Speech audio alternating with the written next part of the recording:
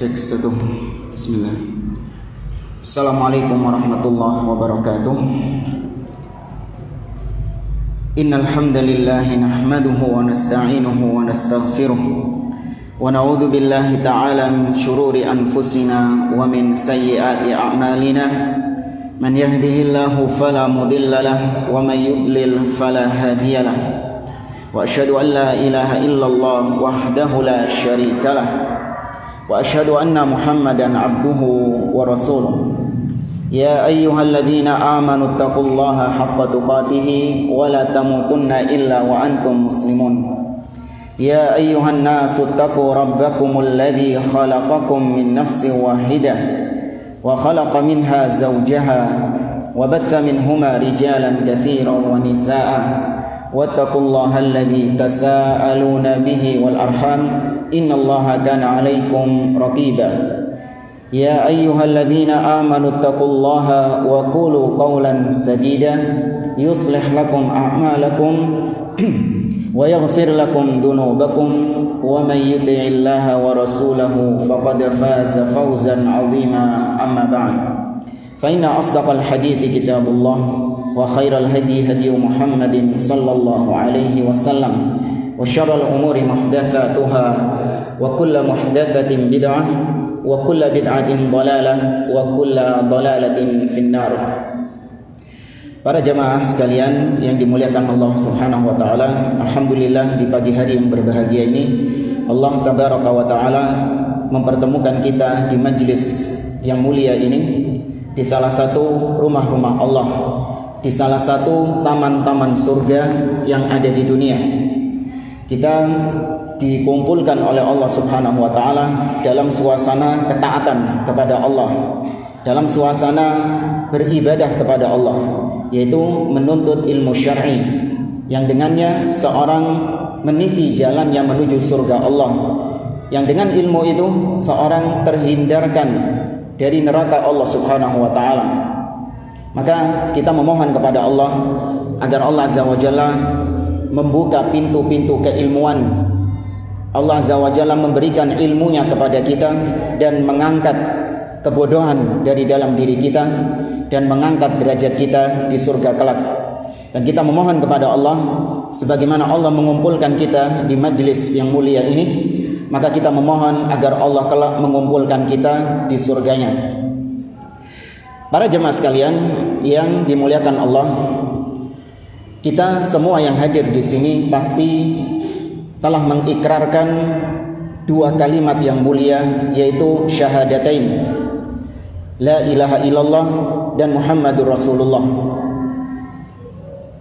Dua kalimat yang dengannya seorang muslim itu haram darahnya, haram kehormatannya, haram hartanya. Yang dengan kalimat tersebut seorang muslim dianggap sebagai seorang muslim yang berlaku padanya hukum-hukum sebagai seorang muslim. Yang dengan meninggalkan dua kalimat ini, maka seorang dianggap sebagai orang yang kafir. Dan seorang yang mengucapkan dua kalimat ini tentu dia paham bahwa dua kalimat ini bukan hanya sekedar pemanis di bibir, bukan hanya sekedar bahasa kita abang-abang lambe, tidak. Tapi dua kalimat ini itu memiliki konsekuensi yang wajib dilakukan oleh orang yang mengucapkannya.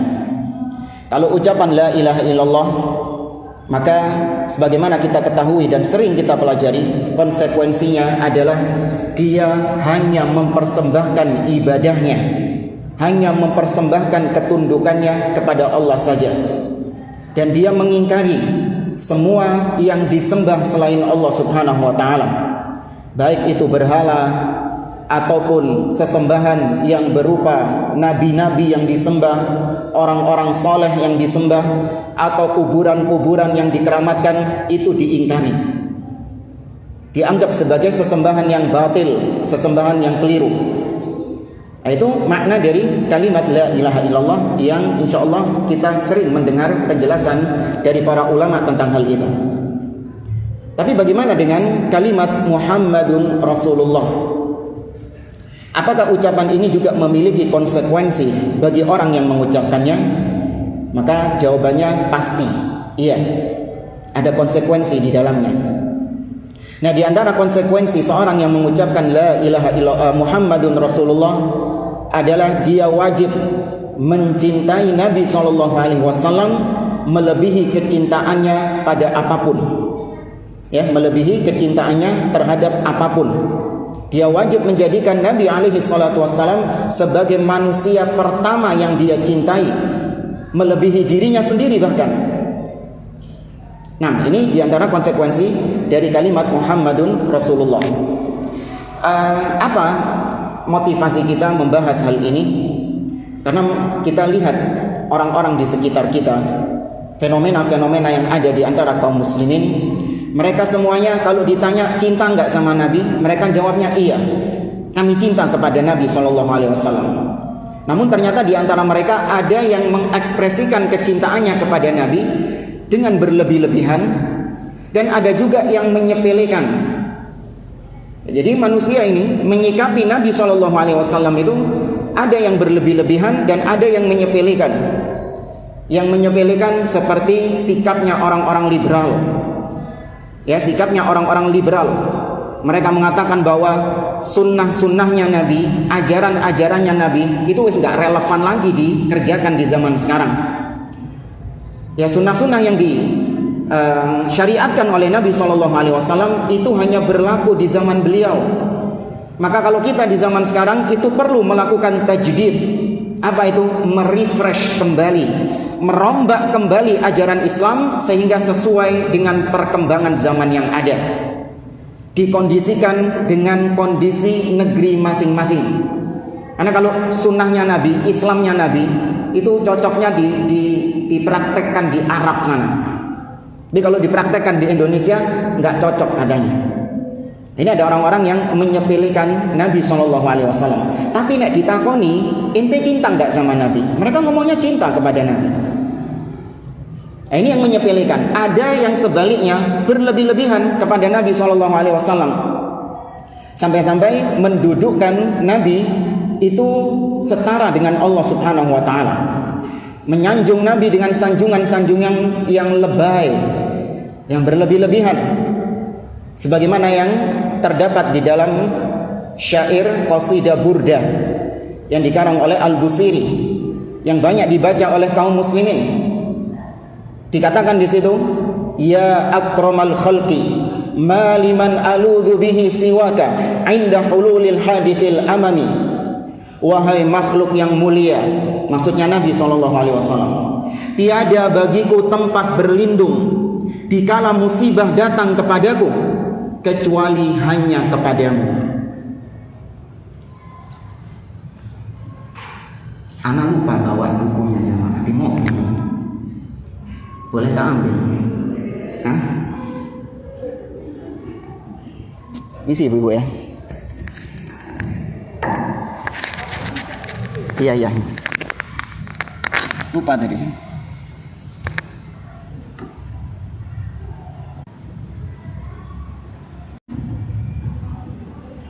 Cek satu. Apa nih ibu ya? Di sini ana bawakan kitab terjemah qasidah Burdah, syair-syair pujian kepada baginda Nabi Muhammad SAW. Iya, yang dikarang oleh Imam Al-Busiri. Qasidah Burdah ini berisi dengan syair-syair pujian-pujian kepada Nabi SAW. Kita tidak dilarang untuk memuji Nabi SAW. Namun memuji Nabi itu ada porsinya. Tempatkan Nabi pada posisinya sebagai sang utusan Allah, tapi sekaligus beliau itu seorang hamba Allah. Ya, tidak boleh kita melebihkan posisi Nabi SAW di atas itu sedikit pun sama sekali. Nabi SAW pernah mengatakan, la tutruni kama atratin nasara ibna Maryam. Jangan kalian berlebih-lebihan dalam menyanjungku sebagaimana orang-orang Nasara berlebih-lebihan dalam menyanjung ibnu Maryam. Fa innama ana abdun karena aku ini juga seorang hamba. Yang aku ini juga seorang hamba. Faqulu Abdullah wa rasuluh.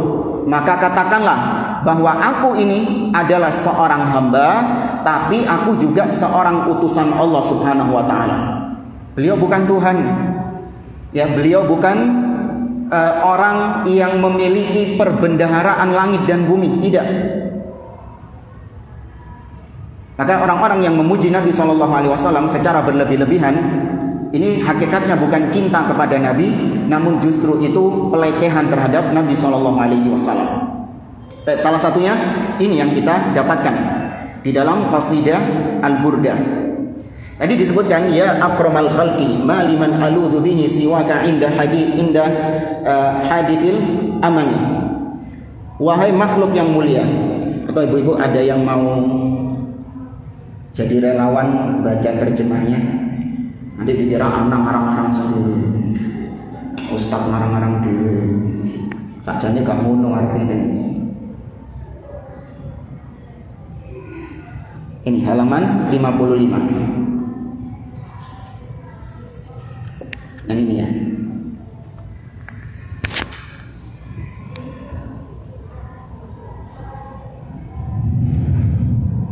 Halaman 55 itu di bait yang ketiga, yang tengah-tengah itu. Ya akramal khalqi. Sudah ketemu? Ya akramal khalqi ma liman aludhu bihi siwaka inda hululil hadithil amami. Ya, coba dibaca terjemahnya. Wahai 55, halaman 55. Ya. Wahai makhluk yang paling mulia, tiada seorang pun yang dapat aku bersandar padanya selain dirimu di saat turunnya bencana yang menimpa seluruh makhluk. Kurang jelas Ibu ya. Coba diperjelas lagi. Wahai makhluk yang paling mulia, tiada seorang pun yang dapat aku bersandar padanya selain dirimu di saat turunnya bencana yang menimpa seluruh makhluk. Nah, wahai makhluk yang paling mulia, siapa maksudnya? Rasul sallallahu alaihi wasallam. Tiada bagiku seorang pun yang aku bersandar adanya selain dirimu. Iya, jadi aku tidak punya tempat sandaran selain engkau. Ketika musibah datang, itu bersandarnya tidak ada selain Nabi sallallahu alaihi wasallam. Padahal tempat bergantung, berlindung di kala musibah itu kepada siapa? Allah Azza wa Jalla. Qul a'udzu birabbil falaq, qul a'udzu birabbin nas. Allah juga mengatakan dalam surah Al-An'am, wa iyyamsasqallahu bidurrin fala kashifa lahu illa huwa. Apabila engkau ditimpa musibah, tidak ada yang bisa mengangkat musibah itu kecuali Dia saja, yaitu Allah Subhanahu wa taala. Nabi bukan tempat bergantung. Ini bukan pujian kepada Nabi seperti ini. Ya. Kemudian coba dibalik yang 56. Yang atas sendiri. Fa inna min judika dunya wa dharrataha. Ya, fa inna min judika dunya wa dharrataha wa min ulumika ilmal lauhi wal qalam. Apa artinya? Karena sesungguhnya di antara kemuliaanmu adalah dunia dan tanahnya atau akhirat, dan di antara ilmumu adalah tentang lauh mahfuz yang dan kalamnya. Kolamnya. Iya. Jadi katanya adanya dunia dan akhirat, adanya dunia dan isinya, akhirat ya. Ya, akhirat itu diterjemahkan akhirat. Adanya dunia dan akhirat itu karena kedermawanan, kemurahan hati Nabi sallallahu alaihi wasallam. Padahal dunia dan akhirat itu ada karena Allah Subhanahu wa taala. Kemudian di bait setelahnya, dan di antara ilmumu wahai Muhammad, yaitu ilmu tentang Lauhul Mahfuz. Ilmu tentang Lauhul Mahfuz dan ilmu tentang kolam, tentang takdir. Ini ada pengumuman. Mohon parkir di lapangan. Nomor polisi N1075CC. Ya, N1075CC dan N1014EU. Nah, mohon diparkir mobilnya di lapangan. Saya ulangi lagi. dikatakan bahwa Nabi SAW itu mengetahui ilmu takdir, ilmu tentang Lauhul Mahfuz. Padahal tidak ada yang mengetahui ilmu tentang takdir, ilmu tentang Lauhul Mahfuz kecuali Allah Subhanahu wa taala. Allah mengatakan di dalam surah Al-An'am, kata Allah Subhanahu wa taala, wa 'indahu mafatihul ghaib la ya'lamuha illa huwa. Dan di sisi Allah ada perbendaharaan ilmu gaib. Tidak ada yang mengetahui ilmu gaib ini kecuali Allah Subhanahu wa taala. Ilmu gaib ini apa yang terjadi di masa yang akan datang, apa yang terjadi di masa lalu. Itu di antara ilmu-ilmu gaib. Tidak ada yang mengetahuinya kecuali Dia saja, kata Allah. Ibu mau surat ayat berapa itu? Mau dicatat ayatnya? Anak nggak hafal gitu.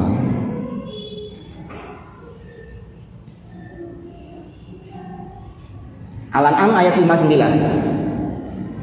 Nah, wa indahu mafatihul ghaib la ya'lamuha illa huwa. Tidak ada yang mengetahui ilmu gaib itu kecuali Allah Subhanahu wa taala.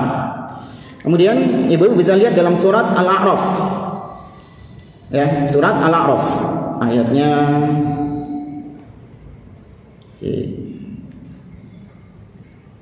di dalam surat Al-A'raf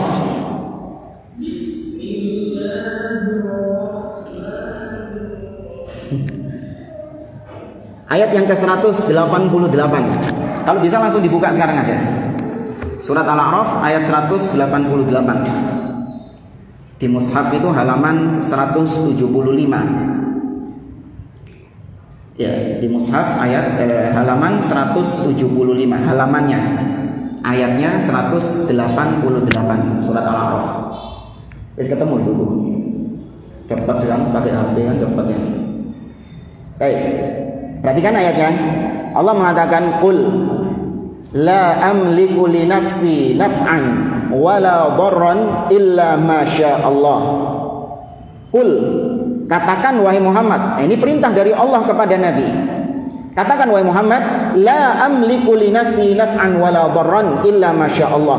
Aku, yaitu Nabi Muhammad SAW, tidak memiliki kuasa untuk mendatangkan manfaat ataupun mendatangkan mudarat bagi diriku sendiri kecuali dengan izin Allah.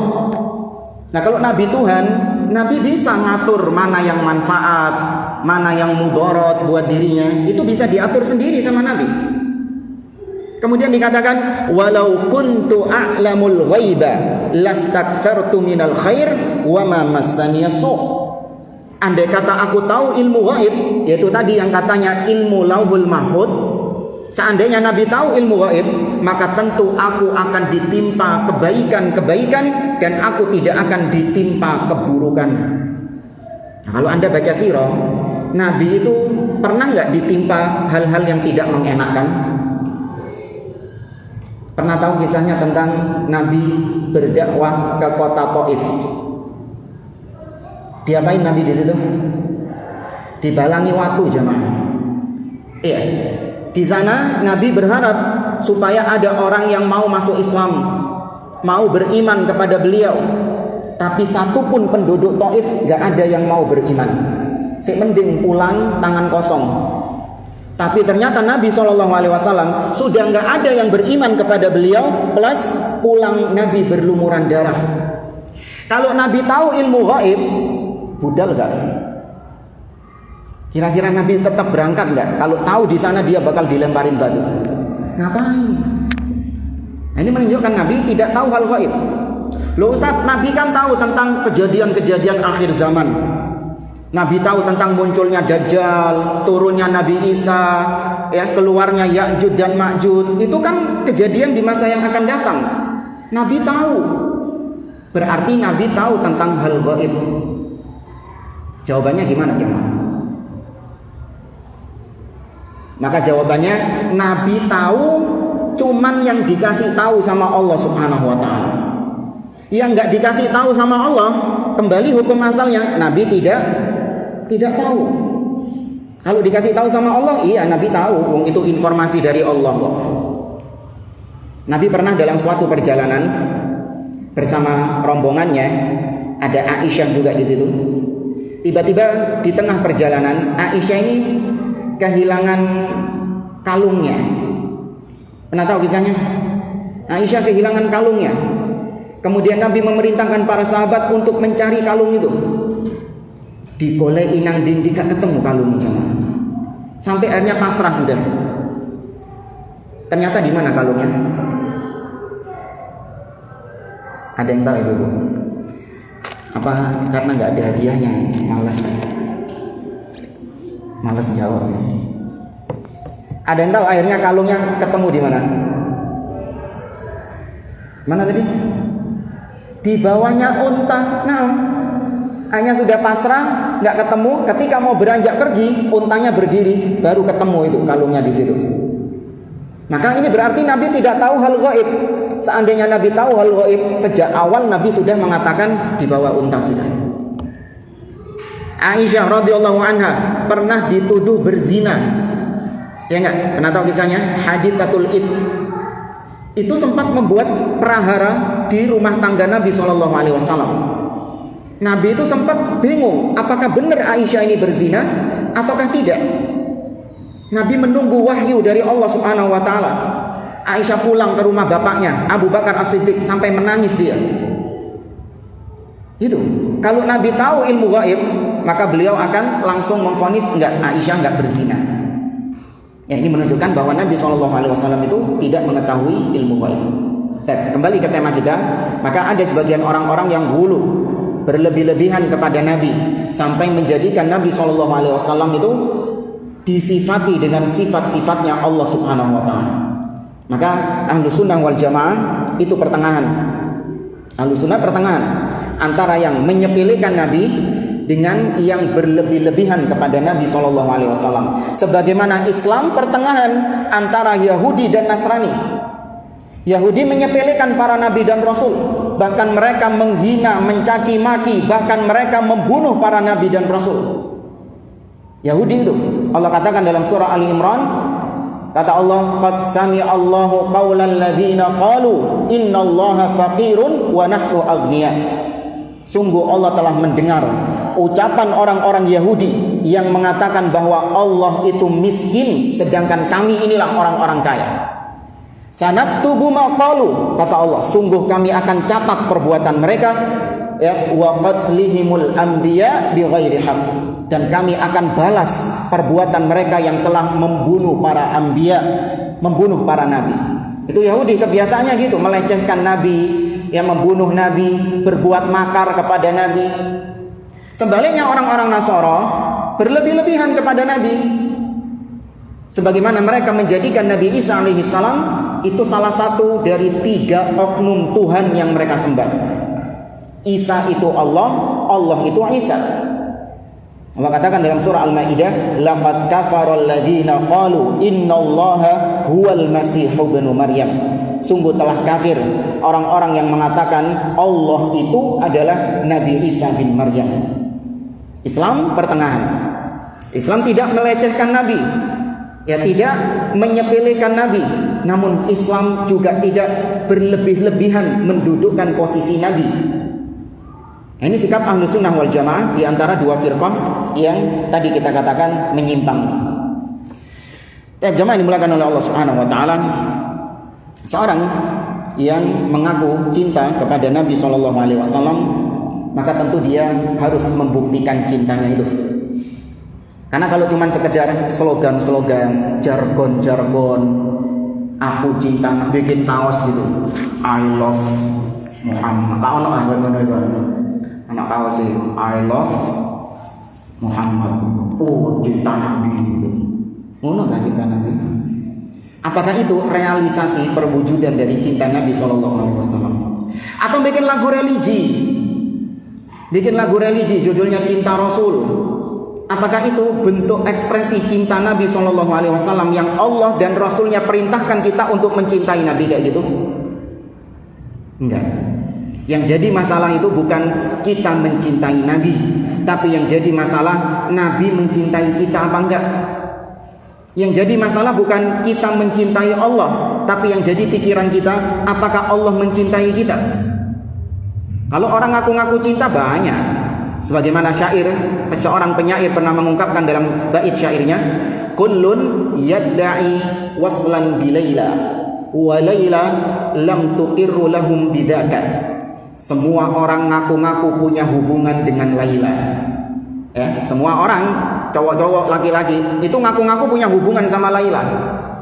Saya ini dekat sama Laila. Laila itu cewek saya Laila itu. Semua laki-laki ngaku-ngaku cinta sama Laila, tapi Laila tidak mengakui hubungannya dia dengan mereka. Sopo itu gak kenal.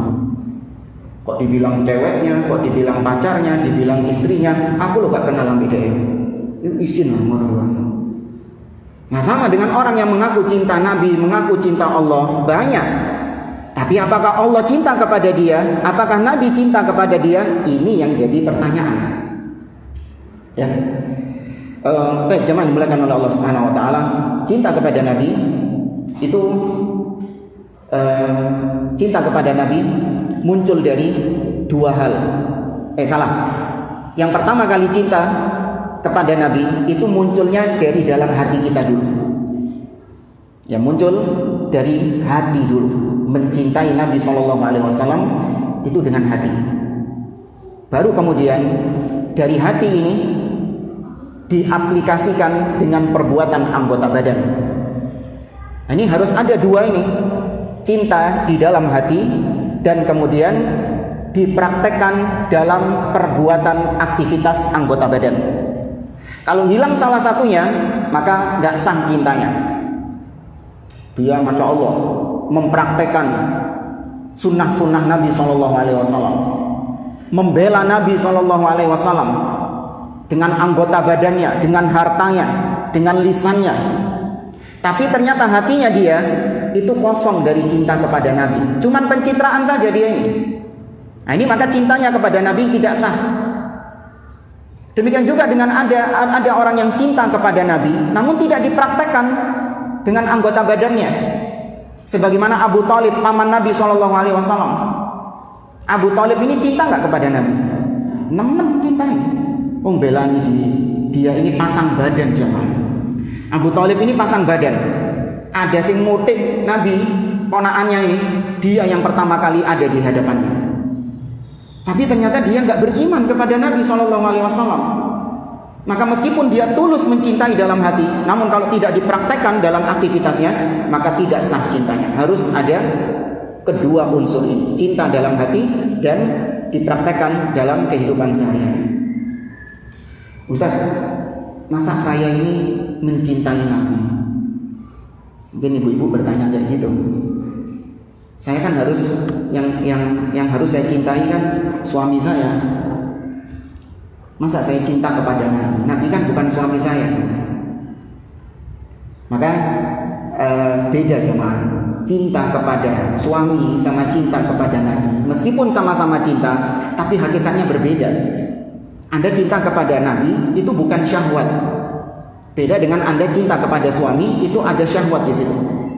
Sama seperti Anda kalau saya tanya, cinta nggak kepada kedua orang tua Anda? Cinta, tapi apakah cinta itu karena dorongan syahwat? Tidak. Cinta kepada anak bukan karena syahwat. Ya, maka cinta kepada Nabi SAW pun juga jangan disamakan dengan cinta kepada suami atau cinta kepada ayah atau cinta kepada yang lainnya. Jamaah dimulakan oleh Allah, cinta kepada Nabi SAW itu merupakan ibadah yang agung. Bahkan tidak sah keimanan seseorang kalau dia nggak cinta kepada Nabi. Ini dibuktikan dari sabda Nabi SAW. Nabi pernah bersabda, la yu'minu ahadukum hatta akuna ahabba ilaihi min waladihi wa walidihi wan nasi ajma'in. Kata Nabi, tidak beriman salah seorang di antara kalian sampai dia menjadikan aku sebagai manusia yang paling dia cintai, melebihi anaknya, melebihi kedua orang tuanya, bahkan melebihi semua manusia yang ada. Maka nggak beriman kalau ada orang yang masih cinta kepada anaknya, masih cinta kepada temannya, masih cinta kepada pasangannya, melebihi cintanya kepada Nabi SAW. Umar ibn Khattab, bukan Umar bin Khattab, itu pernah berkata kepada Nabi, menyatakan cintanya kepada Nabi. Umar pernah mengatakan, ya Rasulullah, la anta ahabbu ilayya min kulli syai'in illa min nafsi. Wahai Rasulullah, kau adalah manusia yang paling aku cintai, melebihi siapapun, melebihi apapun. Karena cinta itu bukan cuma kepada orang, tapi juga kepada benda kan. Umar mengatakan, aku cinta kepadamu melebihi apapun, melebihi siapapun bahkan. Illa nafsi, kecuali diriku sendiri. Tabiat manusia wajar. Orang lebih cinta dirinya sendiri daripada orang lain, itu wajar, manusiawi. Tapi dianulir sama Nabi. Gak benar ucapannya Umar ini. Nabi mengatakan, ya, kata Nabi SAW, la walladhi nafsi biyadi hatta akuna ahabba ilaika min nafsik. Tidak wahai Umar, demi Allah yang jiwaku berada di tangannya, imanmu belum sempurna sampai kau jadikan aku sebagai orang yang kau cintai, bahkan melebihi dirimu sendiri. Apa jawaban Umar? Langsung diralat. Ini orang yang memang cinta kepada Nabi. Begitu mendengar dalil, langsung diralat detik itu juga sama dia. Rujuk kepada kebenaran. Umar langsung meralat. Enggak engko sih ya Nabi yo, tak pikir-pikir no dhisik yo. Sing kok saya butuh waktu. Enggak. Umar langsung mengatakan, fa innahul an wallahi la anta ahabbu ilayya min nafsi. Kalau gitu wahai Rasul, mulai sekarang demi Allah, pakai sumpah, kau manusia yang paling aku cintai, bahkan melebihi diriku sendiri. Kemudian Umar membenarkannya, al-an ya Umar. Nah, baru sekarang ini benar cintamu wahai Umar. Baik. Jemaah dimulakan oleh Allah. Seorang mencintai Nabi SAW, tadi kita katakan mencintai dengan hati. Hatinya itu cinta kepada Nabi. Ustaz, bagaimana menimbulkan rasa cinta kepada Nabi SAW itu dengan hati kita? Kita tuh pengen cinta kepada Nabi, tapi kok hati kita ini kadang lebih cinta kepada dunia, lebih cinta kepada harta, lebih cinta kepada hal-hal yang melalaikan kita dari cinta Nabi. Pengen cinta Nabi, tapi gimana caranya menumbuhkan, memupuk cinta kepada Nabi di hati kita itu gimana? Ada yang tahu gimana? Dengan apa?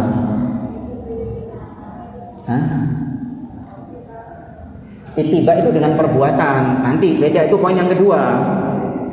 Kalau sudah cinta dengan hati, maka dia akan ittiba. Tapi kan pondasinya itu cinta di hati dulu. Apa yang membuat seorang itu bisa cinta? Ambil contoh, nggak usah Nabi, orang lain. Ibu-ibu pernah cinta memfavoritkan ngefans sama siapa? Dulu mungkin artis idola, penyanyi, apa nih? Itu gara-gara apa Anda kok bisa cinta sama dia? Iya, dengan mengenal dia. Anda mengenal kepribadiannya itu bagaimana, maka Anda muncul rasa cinta kepada dia, muncul rasa senang kepada dia. Baru setelah senang, Anda mengikuti dia, Anda ittiba kepada dia. Maka kalau Anda ingin mencintai Nabi SAW, yang pertama Anda belajar bagaimana sifat-sifat, akhlak-akhlak Nabi SAW. Ya, bagaimana sejarah Nabi SAW. Salah satunya dengan belajar sirah. Singkatnya itu dengan belajar sirah. Dengan itu Anda tahu bagaimana perjuangan Nabi, jasanya Nabi kepada kita itu bagaimana. Bahkan tidak berlebihan jemaah. Kalau para ulama mengatakan jasanya Nabi kepada kita lebih besar daripada jasa kedua orang tua kita kepada kita. Kita sepakat, manusia yang paling berjasa dalam hidup kita itu kedua orang tua kita, itu sepakat. Karena mereka yang melahirkan kita, merawat kita, mendidik kita dengan jasa-jasanya yang banyak seperti itu, tidak lelah merawat kita, itu sepakat. Namun itu permasalahan dunia saja. Tapi kalau jasanya Nabi, kenapa dikatakan lebih besar daripada jasa kedua orang tua? Karena Nabi SAW mengajarkan agama. Nabi SAW menyampaikan wahyu Allah yang itu kalau dipegang oleh seorang manusia, dia bukan cuma bahagia di dunia, tapi dia juga bahagia di akhirat. Dia yang menuntun jalan menuju surga, yang menyelamatkan jalan menuju neraka. Orang tua bisa kayak gitu. Ini bukan melecehkan orang tua, tapi ini mendudukkan posisi orang tua memang. Bahkan terkadang berapa banyak orang-orang tua yang justru menyesatkan anaknya. Iya, bukannya malah menuntun anaknya ke surga, justru menjerumuskan anaknya ke neraka. Pernah dengar hadis Nabi tentang bayi yang baru lahir dalam keadaan fitrah? Kullu mauludin yuladu 'alal fitrah. Semua bayi yang lahir dilahirkan dalam keadaan suci, di atas fitrahnya, yaitu bertauhid kepada Allah. Fa abawahu yuhawwidanihi au yunassiranihi au yumajjisanihi. Kemudian kedua orang tuanya lah. Lihat siapa? Kedua orang tuanya lah yang menjadikan dia Yahudi atau Nasrani atau Majusi. Padahal orang tuanya berjasa itu, melahirkan dia, mendidik dia, ngasih makan dia, berjasa seperti itu. Tapi ternyata dalam urusan akhirat justru disesatkan oleh orang tuanya ke neraka Allah Subhanahu wa taala. Maka jasanya Nabi itu lebih besar daripada jasa kedua orang tua kita. Karena kalau belajar sirah, bagaimana Nabi SAW jatuh bangun untuk memperjuangkan agama ini, ya beliau rela dibully, bahkan rela diusir dari tempat tinggal beliau, dari kota Mekah, demi tegaknya agama ini. Bahkan beliau sedih ketika ada orang yang tidak beriman kepada beliau, sampai-sampai Allah memberi hiburan, wala tahzan alaihim, wahai Muhammad, jangan sedih kau kepada mereka. Gak usah sedih kalau ada orang yang gak mau beriman kepadamu. Kalau anak yang jadi nabi, gak urusan. Kalau nabi beriman, nabi gak urusan. Gak sedih anak. Tapi karena saking cintanya nabi kepada mereka, nabi itu sedih kalau ada yang gak beriman kepada beliau. Sayangnya beliau kepada umatnya itu. Ya, maka dengan Anda mempelajari sirah tersebut, itu muncul rasa cinta kepada Nabi. Makanya benar pepatah mengatakan tak kenal maka tak sayang. Wis tepak itu wis. Benar. Anda nggak kenal kepada Nabi, maka Anda tidak sayang kepada Nabi. Ada kisah yang baru-baru ini, orang kafir di Belanda itu. Namanya kalau nggak salah Van Doren. Dulu viral di tahun-tahun sekitar 2006-2007 gitu. Dia bikin film dengan teman-temannya dia yang memang anti-Islam gitu, di Belanda. Judulnya Fitnah filmnya itu. Mendiskreditkan Nabi, bahkan membuat karikatur Nabi dengan kepalanya itu ada bomnya. Ya, dia membuat karikatur seperti itu. Kemudian dia ini pingin untuk lebih mengekspos Islam dari sisi jeleknya itu. Tapi karena dia ini orang akademis, maka dia pengen mendiskreditkan Islam tapi dengan ilmiah. Ya, biar dibilang ini ilmiah memang. Maka dia ini mengumpulkan referensi-referensi ya yang dijadikan bahan sama dia untuk semakin mendiskreditkan Islam. Itu bencinya luar biasa kepada Islam. Dia bawa Quran, ya dia baca hadis, dia baca kitab-kitab para ulama. Apa yang terjadi? Lama-kelamaan dia melepaskan tuduhan-tuduhannya selama ini. Justru dia masuk Islam dan mencintai Nabi SAW. Kalau nggak salah namanya Arnold Van Doren. Saya urip wonge. Masih hidup orangnya. Ya, itu dia menceritakan sendiri bagaimana pengalaman dia dahulu ketika menjadi orang yang paling benci kepada Nabi karena nggak kenal sama Nabi. Tapi ketika dia belajar tentang siapa sih orang yang selama ini tak caci maki ini, siapa sih orang yang selama ini tak bully ini, dipelajari sama dia, salah tiba. Orang kayak gini kok dibully, orang kok seperti ini dicaci maki, sadar masuk Islam. Ya, maka kalau ada orang-orang yang menghina Nabi, mencaci maki Nabi, itu pasti sebabnya karena dia itu nggak tahu, tak kenal Nabi SAW. Ya, maka kita umat Islam yang mengaku umat Nabi, lah kok melok-melok nggak kenal Nabi? Kok ikut-ikutan tidak tahu menau tentang Nabi? lebih asyik baca biografinya tokoh ini, biografinya tokoh ini, tapi baca biografi Nabi SAW nggak ada concern, nggak ada keinginan. Ya, maka belajar sirah Nabi SAW. Ya, ikuti kajian-kajian yang membahas sirah, beli bukunya. Ya, kemudian ya resapi bagaimana perjuangan Nabi SAW. Tapi jangan lihat filmnya cuma. Nggak direkomendasikan sama para ulama. Film-film yang menceritakan tentang Nabi dan para sahabat-sahabatnya ini mendapat peringatan keras dari para ulama-ulama. Karena film-film seperti ini itu sebenarnya meskipun isinya benar, tapi itu bisa membuat Anda nanti berpikiran bahwa sosok seperti Abu Bakar, Umar, Utsman, Ali dan sahabat-sahabat lain yang diperankan oleh aktor-aktor itu, nanti Anda akan berpikiran Abu Bakar, ketika disebut nama Abu Bakar, yang terbayangkan ya orang-orang itu. Iya. Ketika Anda baca hadis Abu Bakar begini, yang terbayangkan sosok Abu Bakar ya aktor film itu. Padahal aktor film ini jauh daripada Abu Bakar As-Siddiq. Ya, terlalu mulia kalau Abu Bakar ya diperankan oleh orang-orang setelah zaman beliau itu nggak ada yang bisa memerankan Abu Bakar As-Siddiq, itu nggak ada. Maka nggak perlu dibuat film. Ya, cukup dipelajari sirah-sirah dari kitab-kitab para ulama. Jamaah dimulakan oleh Allah. Tadi kita katakan cinta kepada Nabi harus didahulukan dengan cinta kepada kedua orang tua, kepada anak, kepada istri, suami, dan yang lainnya. Bagaimana caranya? Ini terbukti ketika Anda dihadapkan dengan dua pilihan. Ya, dihadapkan dengan dua pilihan. Antara perintah Nabi atau perintah orang tua atau perintah suami. Ketika itu Anda diuji, apakah yang selama ini Anda dengungkan, Anda lebih mencintai Nabi daripada suami Anda, tapi ternyata ketika dihadapkan dengan dua permasalahan ini, Anda lebih condong kepada suami. Ada suami nyuruh Anda lepas jilbab, nggak usah pakai jilbab, saya mau menunjukkan nek bojoku ayu. Ada orang-orang kayak gitu sama.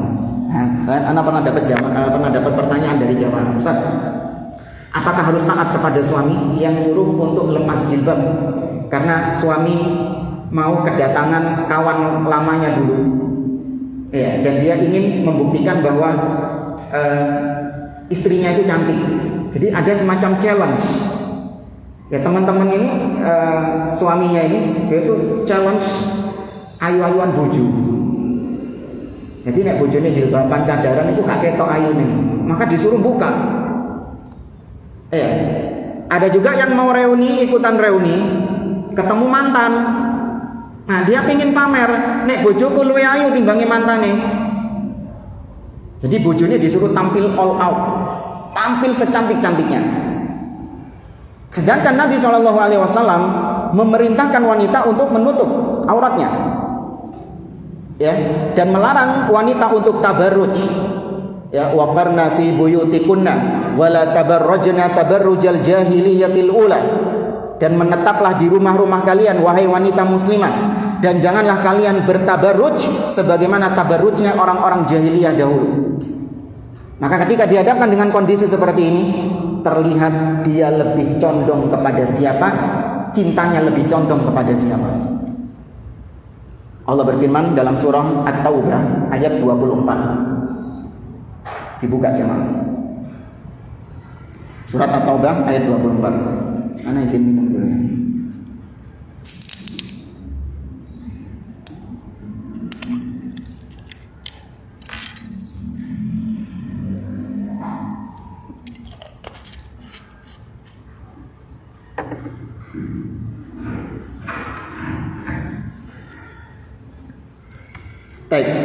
Di surah At-Taubah ayat 24 Allah mengatakan, "Qul," katakan wahai Muhammad, "in kana aba'ukum wa abna'ukum wa ikhwanukum wa azwajukum wa ashiratukum." Katakan, apakah ayah-ayah kalian, ya, ini kedua orang tua kalian, atau saudara-saudara kalian, atau istri-istri kalian, pasangan-pasangan kalian, atau keluarga-keluarga kalian, kerabat-kerabat kalian, 4 item ya yang disebut oleh Allah. Atau wa amwalun iqtaraftumuha, ya, atau harta yang kalian kumpulkan. Wa tijaratun takhshawna kasadaha, atau perdagangan yang kalian khawatirkan kerugiannya. Wa masakinu tardaunaha, ataukah rumah yang kalian cintai itu. Ada berapa item berarti yang disebut tadi? Bapak, anak, saudara, istri, keluarga. 5 berarti, 5 afwan. Kemudian harta, perniagaan, dan rumah. Ada 8 item. Yang ini merupakan kecintaan tabi'i. Tabiat manusia cinta nggak sama 8 hal ini? Tabiat manusia wajar. Tapi coba tanyakan kepada orang-orang itu, apakah 8 hal ini ahabba ilaikum minallahi wa rasulih, lebih kalian cintai daripada Allah dan Rasulnya? Wa jihadin fi sabilih, dan berjihad di jalan Allah. Lihat, Allah menggabungkan antara cinta kepada dirinya dengan cinta kepada Nabi SAW. Menunjukkan cinta kepada Nabi ini perkara yang didahulukan daripada cinta kepada yang lainnya. Nah, jamaah dimulakan oleh Allah. Tinggal berapa menit ini? Jangan bilang masih lama. Nah, ini maksudnya mau ana ringkas biar nggak terlalu bertele-tele ininya, biar pas nanti selesai materinya itu tersampaikan semua sampai jam 10. Oh ya, baik. Nah, ini kan tak pilih-pilih sama. Baik, jamaah dimulakan oleh Allah. Yang pertama, bukti cinta kepada Nabi SAW itu tadi muqaddimah tok jamaah. Doa. Makanya itu. Tapi bukti cinta kepada Nabi SAW yaitu dengan merindukan beliau. Ya, merindukan beliau. Anda ini kalau berpisah sama seseorang, kalau memang Anda cinta sama dia, mesti kangen, mesti rindu. Coba mungkin ada yang di sini keluarganya pergi merantau ke luar negeri gitu. Pas berpisah di airport itu, dia pasti menangis. Dia ingin berjumpa lagi dengannya. Bahkan sekarang kalau nggak pulang-pulang itu keluarganya itu, pasti dia kangen. Kapan kau datang ke sini, ke Malang lagi? Kapan kau pulang ke rumah? Itu kalau memang cinta. Kalau memang nggak cinta, wis mulai mau coba balik, wis sumpah malah mau balik lagi. Maka seorang mukmin yang dia mencintai Nabi SAW itu harus menumbuhkan rasa rindu, kangen sama beliau. Kita nggak pernah ketemu Nabi, kita nggak pernah melihat wajah beliau, kita nggak pernah mendengar suara beliau, karena kita memang bukan hidup di zaman beliau. Namun kita tahu beliau melalui sahabat-sahabat yang menceritakan bagaimana beliau, bagaimana sifat beliau, akhlak beliau, dakwah beliau. Para sahabat menceritakannya kepada kita. Maka kita seakan-akan mengenal beliau sebagaimana para sahabat mengenal Nabi SAW. Maka kalau sudah kita mengenal beliau, kemudian kita cinta kepada beliau, maka tumbuhkan rasa rindu, kangen bertemu dengan beliau SAW. Kita lihat bagaimana para sahabat Nabi, kerinduan mereka terhadap Nabi. Diriwayatkan Aisyah radhiyallahu taala anha itu pernah menceritakan, ja'a rajulun ila Nabi sallallahu alaihi wasallam faqal, ada orang yang datang bertamu ke rumah Nabi, sahabat nih datang bertamu ke rumah Nabi sallallahu alaihi wasallam. Kemudian sahabat ini mengatakan, ya Rasulullah, wallah la anta innaka la ahabbu ilayya min nafsi wa innaka la ahabbu ilayya min ahli wa ahabbu ilayya min waladi. Wahai Rasulullah, sungguh demi Allah, kau itu orang yang paling aku cintai melebihi diriku sendiri. Beda sama Umar tadi. Sungguh kau orang yang paling aku cintai melebihi istriku, melebihi anakku, melebihi keluargaku. Wes lengkap disebut sama dia. Tapi kata dia, wa inni la akunu fil baiti fa adzkuruka fama asbir hatta atika anzur ilaik.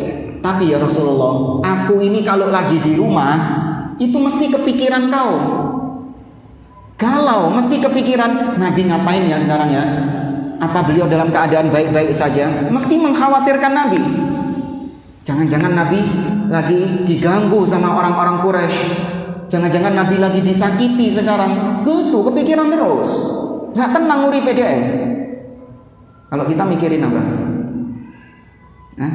Mikirin dagangan. Apa ya? Durung payu. Nah, itu manusiawi.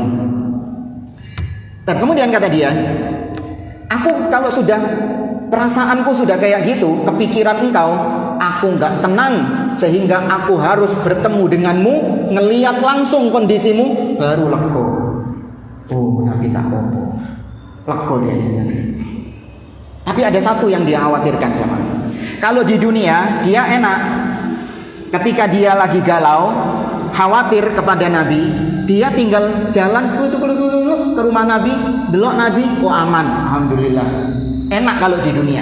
Tapi dia mengkhawatirkan di akhirat. Dia mengkhawatirkan kalau di akhirat gimana ini? Apa bisa kayak gitu?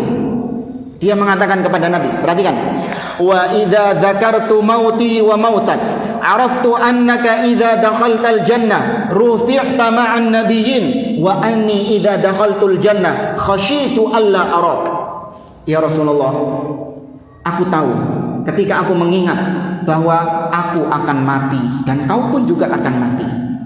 Dan kau ketika mati, kau sudah dijamin surga. Dan kau ketika masuk surga, surgamu itu surga yang tinggi bersama para nabi dan rasul. Level yang tertinggi surganya apa? Al-Firdaus bersama para nabi dan rasul. Lah aku belum ada jaminan surga. Kalaupun aku masuk surga, susah kayaknya aku itu berada di level yang tinggi seperti itu. Karena dikira sama dia itu surga Firdaus itu cuman diisi kalangan nabi dan rasul saja. Kalau selain nabi dan rasul itu level-level yang bawah. Maka dia khawatir, aku khawatir kalau nanti meskipun aku masuk surga, diberi nikmat-nikmat surga yang begitu banyak, tapi percuma aku gak bisa ketemu sama engkau. Bayangkan, dikasih nikmat surga yang begitu banyak, tapi gak bisa ketemu sama Nabi. Kau nak kaya ini mis, gak ada gunanya masuk surga. Sampai segitunya para sahabat cinta kepada Nabi. Kalau kita, Ustaz, pokoknya mlebu surga, alhamdulillah. Pokoknya selamat dari neraka wis gak apa-apa. Surga sing ecek-ecek gak apa-apa wis. Itu kita-kitanya cetek. Sampai ada doa yang ngawur. Ini nggak boleh baca doa kayak gini. Dikira wis bagus. Ya Allah, masukkan aku ke surga meskipun cuma di terasnya saja. Ya nggak boleh. Orang kalau mau minta surga, kata Nabi, idza sa'altumullahal jannah fas'alul firdausal a'la. Kalau kalian minta surga kepada Allah, jangan nanggung-nanggung. Minta surga yang tertinggi, yaitu Firdaus. Nggak apa-apa. Ustadz, saya bukan ulama, saya bukan nabi, saya bukan sahabat, masa minta surga Firdaus? Kok CPD ini? Iya, memang harus. Nggak apa-apa kayak gitu. Meskipun kita bukan levelnya nabi. Kembali ke kisah Nabi. Nabi dibilang kayak gitu, bingung, nggak bisa jawab beliau. Ya, kata Aisyah, falam yarudda alaihi an-nabi sallallahu alaihi wasallam. Nabi tidak bisa membalas sahabat ini yang mengungkapkan betapa kangennya dia kepada Nabi kalau di surga itu.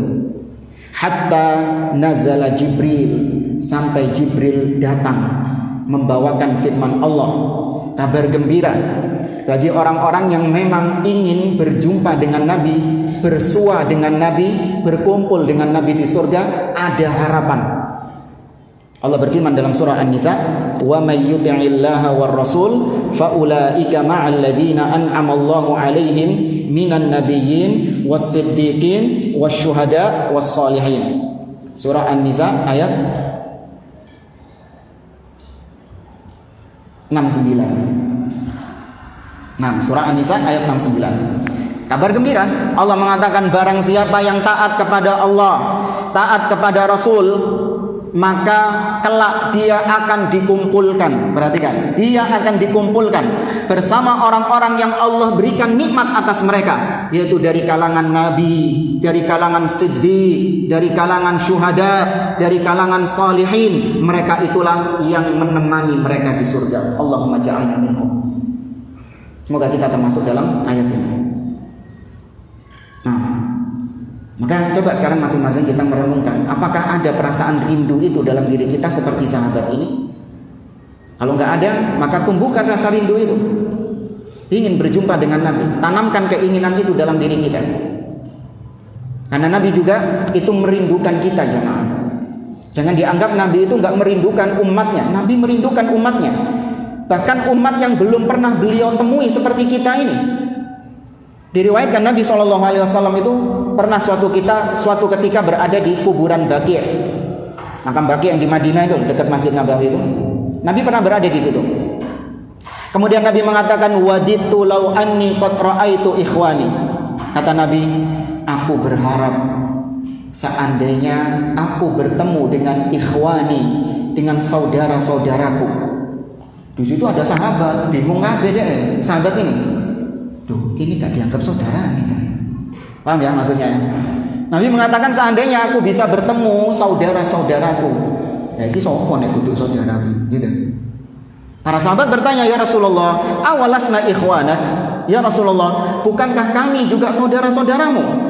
Kata Nabi SAW, bal antum ashabi. Kalian bukan cuma saudaraku, tapi kalian sahabat-sahabatku. Kemudian siapa yang dimaksud sahabat-sahabatku? Kata Nabi SAW, wa ikhwanil ladina lam ya'tu ba'd wa ana faradtukum 'alal haud.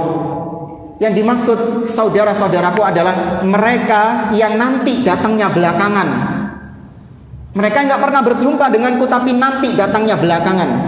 Dan aku nanti akan menunggu kalian dan menunggu mereka di telaga. Nah, tahu ya, telaganya Nabi di akhirat itu dinteni ambil Nabi di situ. Ditunggu kita jamaah di situ. Para sahabat bertanya lagi kepada Nabi, ya Rasulullah, kaifa ta'rif min ummatika ma lam ya'tu ba'd? Ya Rasulullah, nanti di telaga bagaimana kau bisa mengenali umatmu yang belum pernah kau jumpai? Kalau Abu Bakar, Umar, nanti Nabi tahu, soalnya pernah face to face sama Nabi. Nah, kalau umat-umat setelah Nabi meninggal, ya apa tengerani? Ada yang tahu? Ya apa cara Nabi nengeri? Oh, ini umatku, karena nanti dikumpulkan semua jamaah. Umatnya Nabi Musa, umatnya Nabi Nuh, umatnya nabi-nabi yang lain. Wallahu a'lam berapa triliun manusia itu tumplek-plek jadi satu. Loh, Nabi nengeri ini apa? Hah? Satu aja perwakilan. Ya, Ibu? Naam. Kata Nabi SAW, fa innahum ya'tuna ghurran muhajjalina min atharil wudu. Mereka itu nanti datang dalam keadaan wajah mereka bersinar karena bekas-bekas wudu mereka. Oh, itu tengerane. Berarti mereka ahli salah, orang yang ahli ibadah. Nanti hati-hati nanti yang di akhirat ngaku cinta Nabi tapi sholat bolong-bolong, peteng gelap gulita di akhirat, gak isok ngeri Nabi SAW. Maka Nabi rindu kepada kita. Kemudian yang kedua, di antara bentuk bukti cinta kepada Nabi SAW adalah dengan melaksanakan 4 perkara. Poin nomor 2 ini terkumpul 4 hal di dalamnya. Mau 2A, 2B, 2C, 2D terserah. Mau diklasifikasikan ini. Ini terkumpul dalam sebuah ucapannya Al-Imam Muhammad bin Abdul Wahhab dalam kitabnya Usul Ats-Tsalatsah. Beliau pernah mengatakan bahwa di antara konsekuensi syahadat Muhammadun Rasulullah adalah ta'atuhu fima amar, mentaati apa-apa yang diperintahkan oleh Rasul sallallahu alaihi wasallam. 2A, mentaati apa-apa yang diperintahkan oleh Rasul sallallahu alaihi wasallam. Yang kedua, tasdiquhu fima akhbar, membenarkan apapun yang dikabarkan oleh beliau. Tepakno dhisik. Bener, apapun yang keluar dari lisan beliau itu hak, tidak ada kebatilan di situ. Yang ketiga, wajtinabu ma naha anhu wa zajar, menjauhkan diri dari apa-apa yang dilarang oleh beliau dan membenci perbuatan tersebut. Ya, menjauhkan diri dan membenci apa-apa yang dilarang oleh beliau. Kemudian yang keempat, wa alla yu'badallah illa bima syara', dan tidak boleh menyembah Allah kecuali dengan syariatnya beliau. Haram hukumnya nyembah Allah kecuali dengan syariatnya beliau. Ana kasih ungkapan haram nyembah Allah itu, koma, jangan titik. Ya, haram nyembah Allah itu kecuali dengan syariatnya Nabi. Berarti kalau bukan dengan syariatnya Nabi, hukumnya apa nyembah Allah ini? Haram, nggak boleh, terlarang. Baik, ini poin nomor 2. Jamaah dimuliakan oleh Allah, wajar ya, kita ini kalau ngefans, cinta sama seseorang, kita itu pasti taat kepada dia, nurut sama dia. Itu bukti cinta. Misalnya, makanya kenapa kok iklan-iklan ya itu pakai model-model yang banyak fansnya, yang punya banyak fans, punya banyak penggemar, karena penggemar-penggemarnya ini pasti mentaati apa yang diucapkan oleh idolanya ini tadi. Iya, ada bintang sepak bola, dia ini lagi mempromosikan apa, sampo atau sabun, dibilang ini sampo yang enak, bikin adem di kepala, sabun yang bikin seger di badan. Percaya nggak itu fans-fansnya itu? Percaya, dibenarkan. Kenapa? Saya ngomong idola aku kok. Makanya produk-produk itu mereka menggunakan idola-idola yang punya banyak penggemar, yang punya banyak fans. Itu yang dijadikan figur sama mereka.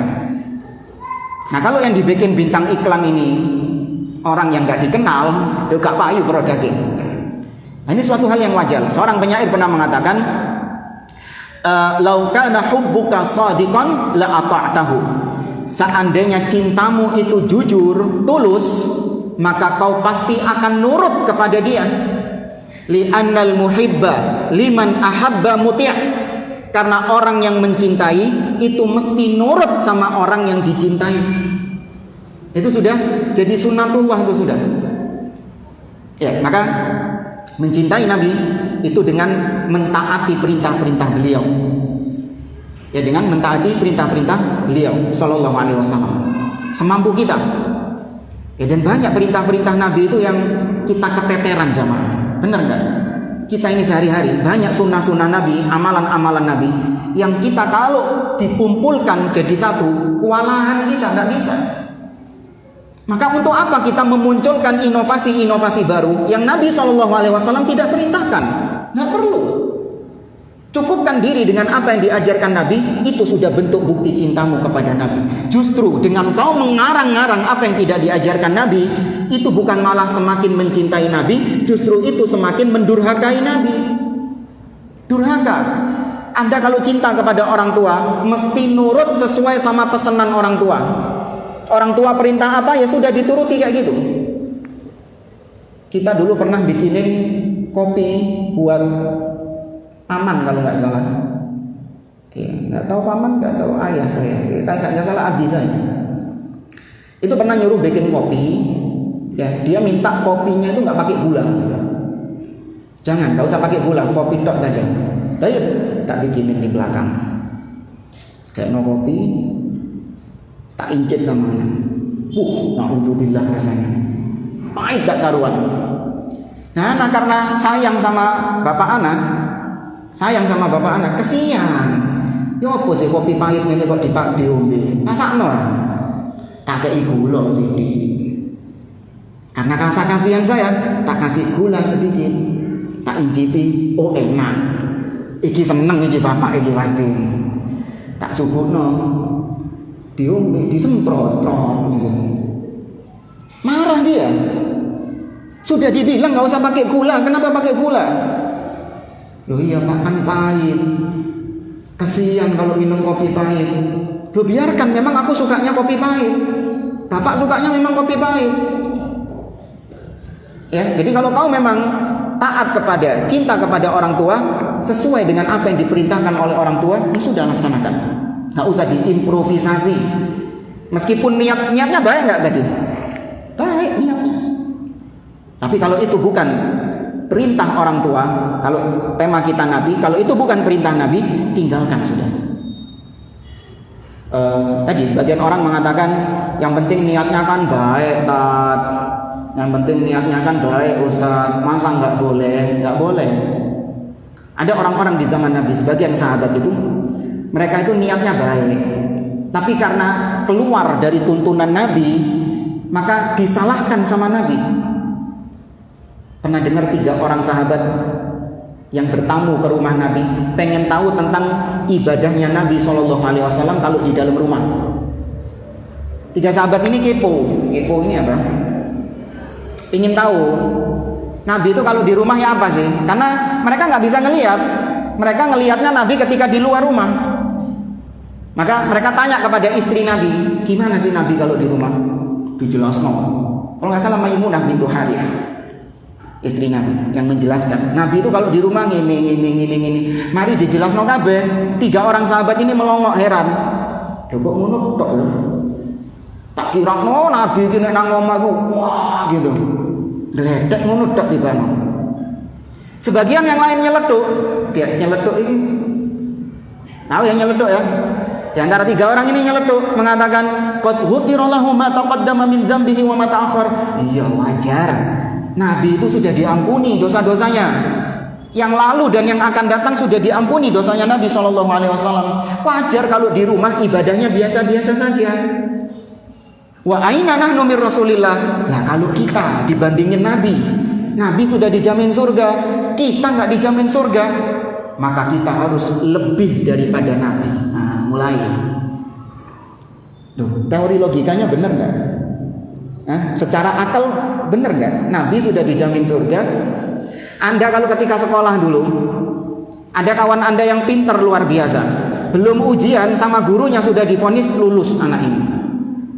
Kata Anda sama teman-teman, iya pintar, wajar kalau langsung lulus. Makanya Hamin 1 ujian, kita lihat dia malah main, nggak belajar. Kenapa? Wajar sudah lulus, pinter dia. Nah kita nggak ada jaminan lulus, maka berarti kita harus rajin belajar. Bener nggak? Bener mestinya. Akhirnya di antara 3 orang ini, yang satu mengatakan, amma ana fasa usallil lail wala anamu abadan. Mulai sekarang kalau gitu aku sholat malam terus, semalam suntuk, dan aku tidak tidur. Malam itu jamaah, mulai habis isya sampai subuh. Itu sholat terus, bukan zina, bukan minum khamr, enggak. Sholat ini kita bicarakan sholat. Sebaik-baik amalan sunnah, sholat malam, qiyamul lail. Dan aku nggak tidur itu semalaman itu. Menene ngono maneh, sholat terus. Dia janji setiap malam sholat tanpa tidur. Yang kedua mengatakan, amma ana fasa asumud dahr wala uftiru abadan. Adapun aku kalau gitu mulai sekarang aku puasa bendino, dan aku tidak akan pernah melewatkan sehari pun tanpa puasa. Puasa ya, bukan zina, bukan judi, enggak, ibadah. Sing ketelu iki sing ngantem. Apa jenenge? Yang ketiga ini apa? Kalau tadi enggak mau tidur, yang kedua enggak mau apa? Berbuka, enggak mau buka puasa. Yang ketiga ini enggak mau apa? Gak gelem rapi. Iya, sing ketelu gak gelem rapi. Dia mengatakan, amma ana fa'atazilun nisa falam atazawwaj abadan. Adapun aku wes mulai sekarang aku akan menjauhkan diri dari wanita-wanita, dan aku tidak akan menikah selama-lamanya. Karena dianggap menikah ini bisa menurunkan kualitas ibadahnya. Ya itu wajar kan, memang kan. Sebelum menikah Masya Allah, bacaan Qur'annya, sholatnya, habis menikah mulai berkurang karena waktunya terbagi dengan istri. Nanti punya anak berkurang lagi waktunya, wajar. Tapi Allah bukakan pintu-pintu ibadah dari sisi situ memang. Jangan dianggap ketika menikah terus gak bisa melakukan kebiasaan seperti dulu, dianggap hilang pahalanya. Tetap. Karena Allah membuka pintu pahala yang lain, yaitu dengan keluarga tadi, dengan istri, dengan anak, ya kalau ibu dengan suami. Ini baik niatnya 3 orang ini. Tapi ketika Nabi datang kepada mereka dan Nabi tahu apa yang diucapkan sama mereka, apakah didukung, disupport sama Nabi? Ya, hal kuntum alladzi qultum kada wa kada. Apa kalian tadi yang mengatakan begini dan begitu? Yang satu enggak mau rapi, yang satu enggak mau tidur, yang satu enggak mau buka puasa. Kata mereka, "Bala ya Rasulullah." Iya, kami sudah berjanji mau melakukan itu. Apa Nabi pasti standing applause? Oh, salut aku sama kalian. Enggak. Disemprot sama Nabi jamaah. Nabi mengatakan, "Amma ana fa inni atqakum lillah wa akhsyakum lahu." Kalian tahu enggak? Aku ini Nabi tok yang boleh kayak gini, jangan niru. Kata Nabi, aku ini adalah manusia yang paling bertakwa kepada Allah dan yang paling takut kepada Allah Azza wa Jalla. Pantas enggak Nabi ngomong kayak gitu? Pantas. Beliau itu manusia yang paling puncak ketakwaannya. Wis nang dukure maneh gak ono wis. Itu wajar. Walakinnani usolli wa anam. Tapi meskipun predikatku sebagai manusia yang paling mulia, manusia yang paling bertakwa, tapi aku terkadang sholat, terkadang tidur. Nabi kan gitu sholat malamnya. Apa semalam suntuk beliau sholat? Enggak. Sebagian beliau sholat, sebagian beliau pun akan tidur. Wa asumu wa uftir. Aku terkadang puasa, terkadang aku juga enggak puasa. Wa atazawwajun nisa. Dan aku menikahi wanita-wanita. Faman ragiba an sunnati falaisa minni. Maka barang siapa yang enggak suka dengan sunnahku ini, dengan pola ibadahku ini, maka dia bukan termasuk golonganku. Tuh, maka diantara bentuk mencintai Nabi yaitu meninggalkan bid'ah dalam agama. Ya, meninggalkan bid'ah dalam agama. Dan tadi juga kita singgung tasdiquhu fima akhbar. Membenarkan kabar-kabar yang datang dari Nabi SAW meskipun gak masuk akal. Selama itu sahih dari Nabi, maka benarkan, yakini, percaya. Itu konsekuensi iman kita kepada Nabi SAW. Jangan dibentur-benturkan dengan akal. Seperti misalnya Nabi SAW sudah memberikan solusi. Bagaimana ketika ada pemimpin yang berbuat zalim, ya, yang masih muslim, bagaimana caranya untuk menasehatinya? Itu sudah diajarkan oleh Nabi SAW caranya. Nabi mengatakan dalam hadis yang diriwayatkan oleh Imam Ahmad, "Man arada ayyan sahalidi sultanin bi amrin fala yubdi lahu alaniyah." Barang siapa yang ingin menasehati pemimpin dengan nasihat yang baik, mengkritik pemimpin dengan kritik yang baik, boleh. Tapi Nabi mengatakan jangan kau tampakkan kritikan itu di depan umum. Maka nggak boleh dengan cara-cara demonstrasi, ya, kemudian memenuhi jalan-jalan, mengganggu ketertiban umum, bikin macet jalan, atau mengkritiknya melalui media-media sosial. Ini bukan caranya Nabi. Gimana caranya Nabi? Walakin liyakhud biyadih. Tapi hendaklah dia gandeng tangannya, wa yakhluwa bihi, dan berdua-duaan dengan pemimpin tersebut. Fa in qabila minhu fadak. Kalau nasihatmu diterima, selesai urusan. Wa illa, tapi kalau enggak diterima nasihatmu, kana qad addal ladzi alaihi lahu, maka kau sudah menunaikan tugasmu, yaitu menasihati pemimpin secara sembunyi-sembunyi. Ada sebagian orang yang membenturkan hadis Nabi ini dengan akalnya. Loh Ustaz, kalau kita ini tidak mengkritik pemimpin secara terang-terangan, mengkritik pemimpin dengan cara demonstrasi seperti ini, maka suara kita, keadilan kita gak didengar sama pemimpin. Kalau kita mengkritik pemimpin secara empat mata seperti hadis Nabi itu, maka masuk telinga kanan, keluar telinga kiri sama pemimpinnya disituin. Tapi coba kalau kita ngumpulin massa, kita melakukan aksi demo besar-besaran, kemudian kita ancam penguasa dengan ancaman-ancaman, ini baru bisa menasihati dengan baik, baru diterima sama pemimpinnya. dibenturkan dengan akal. Padahal wasiat Nabi, arahan Nabi itu untuk kemaslahatan. Iya, agar tidak menimbulkan pintu-pintu fitnah. Dengan demonstrasi mencela pemimpin di depan umum, ini semakin membuka pintu-pintu fitnah, sehingga stabilitas keamanan di suatu negeri jadi hilang. Jadi hilang jamaah. Dan terbukti banyak negeri-negeri yang seperti itu. Gak sabar dengan kezaliman pemimpin, akhirnya memberontak, menggulingkan penguasa. Lihat yang terjadi di Libya, lihat yang terjadi di Mesir.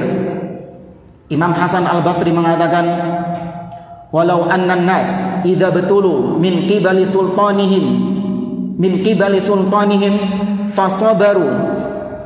fasabaru wa sa'alullaha lam yalbathu ay yarfa'allahu dzalika anhum. Seandainya manusia itu, rakyat ini, apabila mereka ditimpa musibah dengan adanya pemimpin yang zalim, kemudian mereka tetap bersabar, tidak melakukan cara-cara yang di luar batasan syar'i, tetap melakukan cara-cara untuk memperbaiki pemimpin, namun tetap dalam koridor batasan syar'i, itu namanya bersabar. Bukan diem tok, enggak, tapi dalam batasan syar'i. Kemudian dia meminta kepada Allah agar musibah adanya pemimpin zalim ini itu mendapatkan ampunan dari Allah. Bukankah kalau kita dapat musibah kemudian kita bersabar, dapat pahala enggak? Diampuni enggak dosa-dosa kita? Maka apa kata Imam Hasan Al-Basri?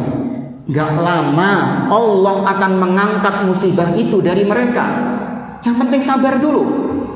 Walakinnahum yafza'una ila saif. Tapi kebanyakan manusia itu kesusu menghunuskan pedangnya. Menghunuskan pedangnya. Fayukaluna ilaihi. Maka mereka mendatangkan musibah yang lebih besar daripada musibahnya pemimpin itu tadi. Wallah ma ja'u biyaumin khairin qad. Demi Allah, mereka tidak mendatangkan hari yang lebih baik dari kemarin. Iya, lalu caranya bukan caranya Nabi. Ya, maka ada sabda Nabi, sudah terima. Ya, sami'na wa ta'na, meskipun itu enggak sesuai dengan akal kita. Baik, kita lihat ya contoh-contoh dari para sahabat tentang bagaimana mereka ini luar biasa mengikuti Nabi SAW, taatnya luar biasa kepada Nabi. Diriwayatkan an Abdullah bin Abbas radhiyallahu anhuma, dari Abdullah bin Abbas radhiyallahu anhuma, anna Rasulullah sallallahu alaihi wasallam ra'a khataman min dhahabin fi yadi rajulin fanaza'ahu fatarahahu. Kata Abdullah bin Abbas, pernah suatu ketika Nabi ini pernah melihat ada seorang sahabat laki-laki yang pakai cincin dari emas. Ya, apa hukumnya? Haram, laki-laki ini, bukan perempuan. Kemudian Nabi ketika melihat itu, Nabi langsung melepaskannya. Boleh, karena Nabi pemimpin ketika itu. Ya, kalau Anda nggak boleh ngelihat ada laki pakai emas, nggak boleh pakai emas. Masa di kantor? Nggak boleh, Anda nggak punya hak. Tapi kalau Nabi sebagai pemimpin punya hak. Langsung dilepas sama Nabi, dilempar. Cincin emas ya mah, dilempar sama Nabi. Kemudian wa qala ya'midu ahadukum ila jamratin min nar fayaj'aluha fi yadihi. Kata Nabi, kelak kalian akan dikalungkan ya api dari api neraka, kemudian diletakkan, dikalungkan itu di tangan kalian sebagai balasan karena kalian pakai emas ketika di dunia. Wes, sudah disampaikan ancamannya oleh Nabi. Kemudian Nabi pergi. Faqila lirrajul ba'dama dhahaba Rasulullah sallallahu alaihi wasallam. Setelah Nabi pergi, ada orang lain yang menghampiri si pemilik cincin yang dibuang tadi itu. Orang lain datang kepada dia. Kata dia, "Khudh khatamika intafi' bihi." Itu cincin ambilan. Ya, ambil itu cincinnya. Gak kau pakai gak apa-apa, tapi kau bisa memanfaatkan cincin itu. Bodol ta, kau jual lagi ta, atau kau berikan kepada istrimu lah, atau kau hadiahkan kepada siapa, lumayan loh. Kan Nabi ngelarangnya cuman dipakai. Apa kata dia? Ini saking takutnya dia kepada Nabi, saking nurutnya dia kepada Nabi SAW. Dia mengatakan, la wallahi la akhiduhu abadan wa qad tarahahu Rasulullah sallallahu alaihi wasallam. Tidak. Demi Allah, aku tidak akan sudi mengambil cincin itu selama-lamanya, karena cincin itu sudah dibuang sama Nabi sallallahu alaihi wasallam. Tuh. Coba kalau kita yang jadi orang ini. Nabi ngali tak cukup. Diambil jamaah. Tapi ini kan saking nurutnya kepada Nabi, padahal hukum fikihnya nggak apa-apa. Nggak apa-apa diambil lagi kemudian dimanfaatkan untuk hal-hal lain. Yang penting nggak dipakai, boleh nggak? Boleh. Tapi karena saking nurutnya kepada Nabi, ngambil tok gak wani jamaah. Ini sahabat. Kemudian kita simak kisah yang lain. Umar bin Khattab radhiyallahu anhu. Beliau itu pernah haji. Ini zaman ketika beliau jadi khalifah. Beliau pernah berhaji ketika tawaf di Ka'bah itu. Salah satu sunnah dalam tawaf itu mencium Hajar Aswad, ya enggak? Kalau bisa. Umar bin Khattab ketika berhaji itu, ketika mau mencium Hajar Aswad, dia itu berkata kepada Hajar Aswad, bukan maknanya Umar ini ngajak ngomong batu, ngajak ngomong benda mati, tidak. Tapi Umar ingin menanamkan akidah yang benar kepada kaum muslimin yang ada di sekitar beliau. Umar mengatakan kepada Hajar Aswad ini, wallahi innaka hajarun la tanfa' wa la tadur. Wahai Hajar Aswad, kau ini cuman batu hitam biasa, nggak bisa mendatangkan manfaat, tidak pula bisa mendatangkan mudarat kepadaku. Batu hitam biasa. Yang bisa mendatangkan manfaat dan mudarat iman siapa? Allah subhanahu wa ta'ala. Walaula anni ra'aitun nabiyya sallallahu alaihi wasallam qabbalaka ma qabbaltuka. Andai kata aku tidak melihat tidak melihat Nabi sallallahu alaihi wasallam menciummu, aku enggak sudi nyium kamu. Lihat, Umar bin Khattab menundukkan akalnya. Ya, apa manfaatnya nyium Hajar Aswad ini jamaah? Saya tanya, secara ilmiah, kan ada orang-orang yang kayak gitu. KBKB ditimbang secara ilmiah. Apa hikmahnya nyium Hajar Aswad? Ana tanya sama Anda. Apa hikmahnya mencium Hajar Aswad? Manfaat yang Anda dapatkan secara ilmiah itu apa? Apa yang dulunya sakit nyium Hajar Aswad jadi sembuh? Apa yang dulunya tua keriput nyium Hajar Aswad tuh ayu mana yang ngono? Sing elek jadi ganteng ngono. Apa manfaat yang didapatkan? Ya ada. Secara logis mencium Hajar Aswad sesuatu yang tidak ada manfaatnya. Akal kita. Tapi akal kita ditundukkan. Kenapa? Karena Nabi SAW mencontohkan, Nabi memerintahkan. Sudah, gak usah dipikir ini manfaatnya apa. Selama Nabi yang memerintahkan, kita sami'na wa ata'na. Dan sampai sekarang gak ada yang tahu apa manfaatnya nyium Hajar Aswad. Anda kalau melihat bagaimana uyel-uyelan orang-orang demi mencium Hajar Aswad, apa yang mereka cari? Mereka mengikuti Nabi, nurut sama Nabi SAW. Padahal mereka nggak tahu apa manfaatnya nyium Hajar Aswad ini. Ya kan? Ya kalau nyium anak kan sih ada manfaatnya ya. Apa katanya orang-orang psikologi itu? Bisa membuat apa gitu, anak lupa itu. Iya, bisa membuat imun. Kalau nyium anak itu bisa bikin seneng, imunitas tubuh itu jadi stres jadi hilang gitu. Nyium anak itu stres jadi hilang, dan itu benar. Kita kalau lagi capek-capek dari luar rumah ketemu anak gitu, itu hilang stresnya. Nyium anak itu hilang. Ya, apalagi anaknya itu semakin badannya bau, anak kecil itu. Ambunnya semakin sedap gitu. Itu sih ada manfaatnya. Ini nyium Hajar Aswad batu. Tapi itu perintah Nabi SAW. Ditundukkan akalnya, dipres. Sudah, gak usah dipikir dengan akal. Ini ittiba kepada Nabi. Konsekuensi. Dulu kau mengucapkan asyhadu anna Muhammadan Rasulullah, terima konsekuensinya. Nabi yang memerintahkan itu. Ya, dan ini berlakukan. Bukan cuma masalah Hajar Aswad, tapi semua syariat-syariat yang datang dari Nabi, ambil. Allah mengatakan dalam surah Al-Hasyr ayat yang ke-7, "Wa ma atakumur rasulu fakhudhuh wa ma nahakum anhu fantahu." Apa yang didatangkan Rasul kepada kalian, ambil sudah. Wis, gak usah kagian pikir. Dan apa yang dilarang oleh Nabi, maka tinggalkan. Ya, ini konsep kita. Semampu kita. Ya. Ada tanya jawab. Sisa waktu 5 menit ini. Hah? Iya. Tanya jawab ya. Nah, sebenarnya masih banyak ya, hal-hal yang membuktikan cinta kepada Nabi SAW, seperti mencintai apa yang dicintai Nabi, kemudian membela Nabi SAW. Ya, membela kehormatan Nabi. Namun membela kehormatan Nabi itu bukan dengan hawa nafsu, tapi harus dengan bimbingan sunnah juga. Bukan cuma modal semangat, modal emosi. Nabi dihina, Nabi dicaci maki, marah, iya marah. Tapi melampiaskan kemarahan itu untuk membela kehormatan Nabi, itu harus dengan bimbingan. Ya, harus dengan bimbingan sunnah. Bukan terus disikapi dengan modal hawa nafsu, modal semangat yang membara, enggak. Nah, wallahu a'lam. Silakan mungkin bagi jamaah ada yang ingin ditanyakan dari materi yang kita sampaikan. Tafadhol.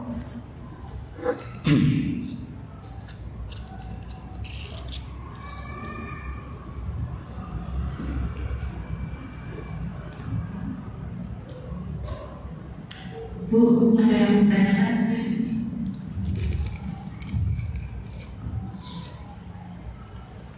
Ada? Kalau nggak ada dilanjutin bentar.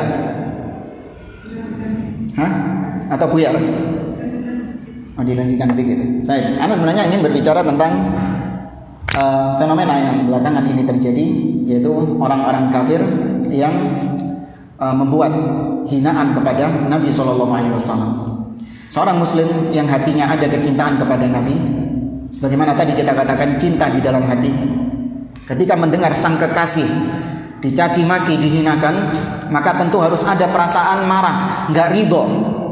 Demi Allah tidak beriman hati seorang ketika nabinya, kekasihnya dicaci maki, hatinya itu kayak nggak ada apa-apa gitu loh, biasa-biasa saja. Ini hatinya perlu dicek kayak gini, benar nggak cintanya kepada Nabi?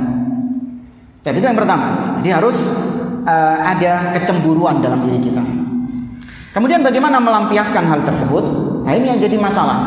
Sebagian kaum muslimin melampiaskan kemarahan itu dengan cara-cara yang justru itu semakin memperburuk Nabi SAW. Di antaranya dengan langsung membunuh orang yang mencaci maki Nabi tersebut. Padahal dia bukan seorang penguasa. Ya, dia bukan seorang hakim. Iya, itu nggak boleh di dalam syariat kita. Ustadz, dia nyaci maki Nabi, dia menghina Nabi. Nah, tapi perkaranya yang punya wewenang untuk mengeksekusi dia siapa? Pemimpin, penguasa. Bukan orang perorangan, jemaah. Itu berlaku pada semua hukum-hukum hudud. Potong tangan bagi pencuri, rajam bagi pezina. Itu dikembalikan kepada siapa? Pemimpin, penguasa. Kalau dikembalikan kepada orang perorangan, maka nanti yang timbul adalah ada masalah sedikit langsung bunuh. Nanti orang-orang pada heboh, loh kok kan pateni? Iya, dia menghina Nabi. Oh, mau apa? Bisa kan jadinya kayak gitu? Ada pertimbangan nanti, ada pengadilan di situ. Makanya dikembalikan kepada penguasa. Dahulu di zaman Nabi, ada nggak penghina Nabi itu? Banyak. Bahkan ketika Nabi hijrah ke Madinah, orang-orang munafik itu kerjaannya menghina Nabi SAW. Sampai-sampai hinaan mereka Allah abadikan dalam surah Al-Munafiqun. Orang-orang munafik mengatakan dalam surah Al-Munafiqun ini diabadikan sama Allah, la irraja'na ilal madinati la yukhrijannal a'azzu minhal adzal. Nanti apabila kita kembali ke kota Madinah, sungguh orang-orang yang mulia akan mengusir orang-orang yang hina. Yang dimaksud orang mulia ini mereka orang munafik. Yang dimaksud orang hina siapa? Nabi dan para sahabat-sahabat. Pelecehan gak ini? Penghinaan kepada Nabi. Dan banyaknya kejadian-kejadian orang-orang munafik, diantaranya Abdullah bin Ubay bin Salul, gembongnya munafik ini, suka bikin prahara di kota Madinah ini, suka bikin gaduh di kota Madinah ini. mencaci maki Nabi, ya, memporak-porandakan keamanan di kota Madinah.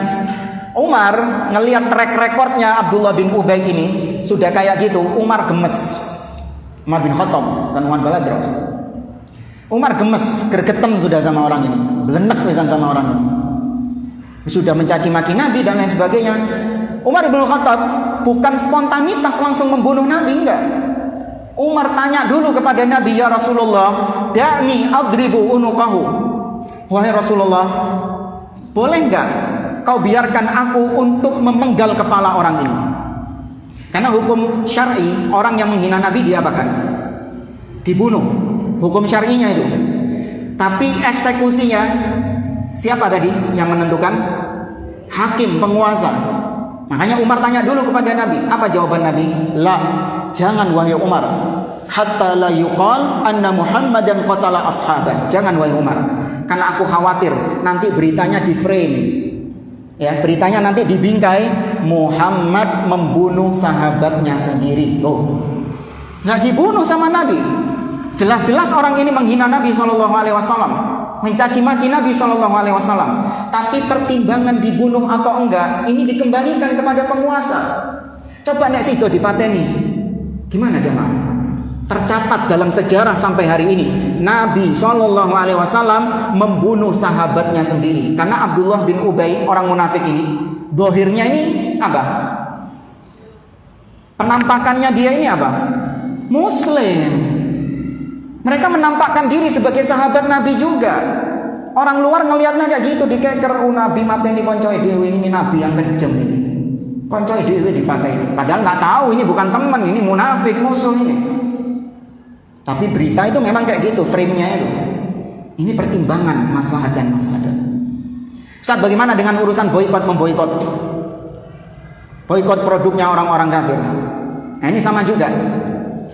Kalau boikot itu Anda sendiri pribadi, ya, Anda bertekad gak mau beli produknya orang-orang kafir, itu terserah. Karena hukum asal beli produknya orang kafir ini apa? 5 hukum fikih: wajib, sunnah, mubah, makruh, haram. Pilih. Saya ulangi ya. Beli produknya orang kafir, wajib, sunnah, mubah, makruh, haram. Produk yang halal ya. Kalau khomer apa jelas. Nah, ini produk-produk yang halal. Air putih kayak apa? Haram. Mubah, nam. Apa mubah itu? Mubah itu netral. Orang yang melakukannya tidak dapat pahala. Orang yang tidak melakukannya juga tidak mendapatkan dosa. Yang melakukan tidak dapat pujian, yang meninggalkan juga tidak berhak mendapatkan celaan. Itu mubah kayak gitu. Maka terserah. Anda mau beli, mau nggak beli, terserah, itu pribadi. Tapi kalau itu seruan, ajakan kepada kaum muslimin yang lain, bahkan sampai itu menjadi standar barometer orang cinta kepada Nabi, maka ini perkara yang keliru, perkara yang salah. Itu jadi standar loh jamaah. Orang cinta kepada Nabi itu adalah ketika memboikot produknya Prancis, sedangkan orang yang masih beli produknya Prancis dianggap gak cinta sama Nabi. Dari mana kaidah seperti ini? Kok bisa itu dijadikan barometer? Ya, ini salah. Maka memboikot produk-produk secara skala nasional itu wewenangnya pemimpin. Tadi pertimbangannya bisa jadi pemimpin menimbang. Kalau boikot produk-produk mereka itu bukan malah membuat mereka jera, justru tambah semakin ngelunjak mereka. Ini yang tahu siapa ini? Pemimpin. Ini urusan-urusan politik, bukan setiap muslim berhak bicara di situ. Ya, maka hati-hati seruan-seruan seperti ini. Dikembalikan perkaranya kepada pemimpin, karena yang tahu maslahat dan mafsadatnya itu mereka. Ya, nah, maka membela Nabi SAW wajib, yaitu dengan kita meningkatkan ittiba kita kepada Nabi. Karena diantara perkara-perkara yang membuat orang kafir itu kalah, membuat orang kafir itu gregeten, ketar-ketir sama kaum muslimin, bukan ketika umat Islam cuman sekedar boikot produk-produk mereka saja. Tapi ketika umat Islam kembali kepada agamanya, kembali berpegang dengan tauhid, kembali ittiba kepada Nabi, meniru Nabi SAW, ini yang membuat orang kafir kalah dan membuat kaum muslimin dimenangkan sama Allah Subhanahu wa taala. Itu tidakkah Allah mengatakan, Nabi mengatakan, sallallahu alaikum dzullan la yanzi'uhu ankum hatta tarji'u ila dinikum. Ketika kalian mulai berpaling dari agama kalian, maka Allah akan timpakan kepada kalian kehinaan seperti yang kita alami sekarang. Umat Islam dijadikan bahan bulian sama orang-orang kafir ini. Kalau dulu di zaman Nabi, umat Islam ini punya wibawa jamaah. Orang-orang kafir itu segan sama orang Islam, hormat sama kaum muslimin. Sekarang ada nggak kayak gitu? Enggak. Kau nak wedi-wedi nih sama kaum muslimin. Nah, itu memang sunnatullah. Allah timpakan kehinaan kepada kaum muslimin, dan Allah tidak cabut kehinaan itu sampai kalian kembali kepada agama kalian, kembali kepada agama Islam yang murni, yang dibawa Nabi SAW. Nah, baca sirah bagaimana perang Uhud. Apa yang dialami kaum muslimin ketika perang Uhud? Menang atau kalah? Kalahnya gara-gara apa? Satu perintah Nabi nggak dituruti, nggak ditaati. Satu, bukan dua, bukan tiga, satu. Apa perintah Nabi itu yang nggak dituruti?